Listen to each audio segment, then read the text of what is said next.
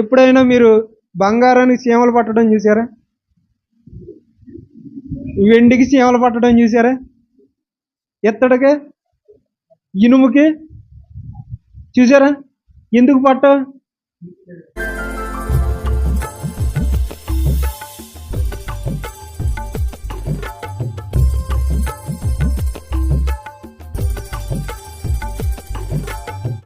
యోసేపు ఒక సాక్ష్యం ఇస్తా ఉన్నాడు.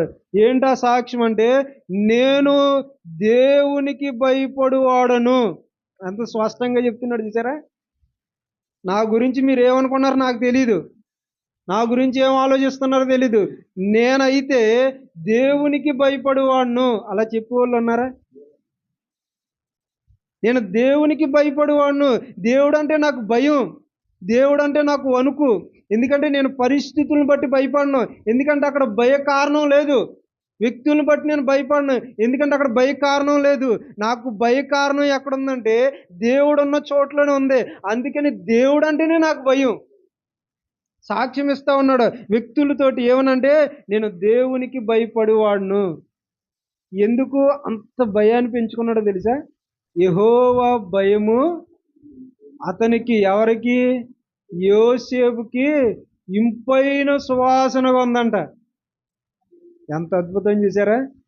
నేను దేవునికి భయపడువాడను అని యోసేపు ఎందుకు ఖచ్చితంగా చెప్తున్నాడంటే, ఆయన యందు నేను భయం కలిగి ఉన్నాను కదా, ఆ భయం నాకు ఇంపైన సువాసన ఇస్తా ఉంది. అంత ఇంపైన సువాసన అంటే నేను తన్మయం చెందుతా ఉన్నా.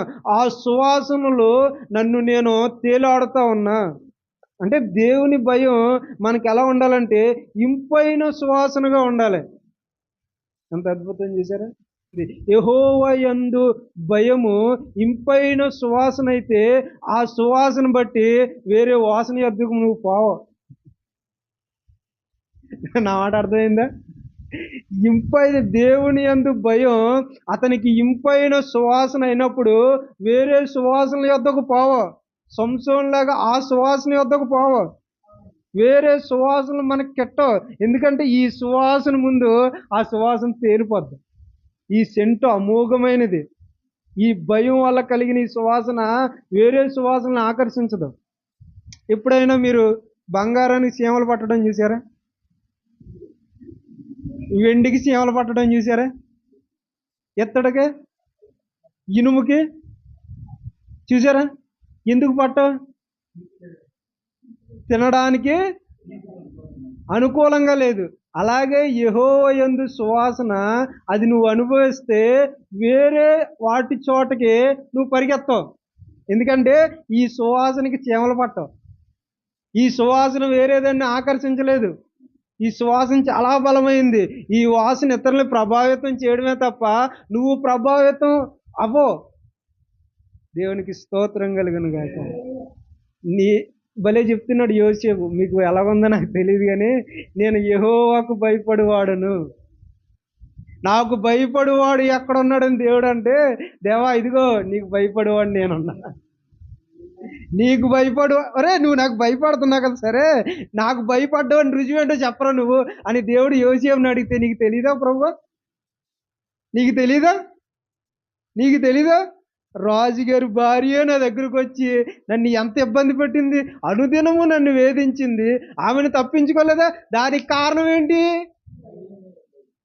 నీవంటే నాకు భయం. ఓరే బుడ్డోడా, నువ్వు చాలా తెలివిగా మాట్లాడుతున్నారు. నువ్వా ఇంకెక్కడ భయపడ్డావు చెప్పరా? నువ్వా ఇంకెక్కడ భయపడ్డావు? చాలా చోట్ల భయపడ్డా. ఇప్పుడు నా అన్నలందరూ నాకు కీడు చేశారా? నాకు గనక నిజంగా కోపం ఉంటే నేను అందరినీ చంపేతున్న అధికారం నా చేతిలో ఉంది. అందరిని తొక్కుపెట్టి నార తీయగలనా? ఎందుకు తీయలేదు? నీ భయం నాకు పట్టుకుంది. నేను నీకు భయపడ్డాను కాబట్టి నీ స్థానం ముందు నేనున్నాను అనుకుని నేను వాళ్ళని క్షమించి అక్కడ భయపడలేదా? నిజమేరా. నాకు భయపడేవాడు ఎవరైనా ఉన్నారంటే దేవుడు ఏమంటాడో తెలుసా?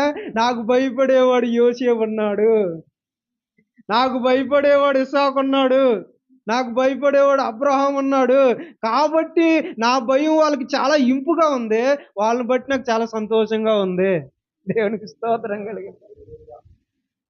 ఎంత అద్భుతం చేశారా?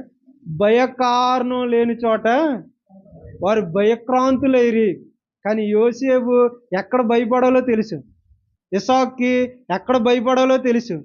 అబ్రాహాంకి ఎక్కడ భయపడాలి, ఏ చోట భయపడాలో వారికి స్పష్టంగా తెలుసు కాబట్టి వారు అక్కడ భయపడ్డారు. మనం ఏ చోట ఎక్కడ భయపడాలో తెలియక ఎక్కడ పడితే అక్కడ భయపడతాం.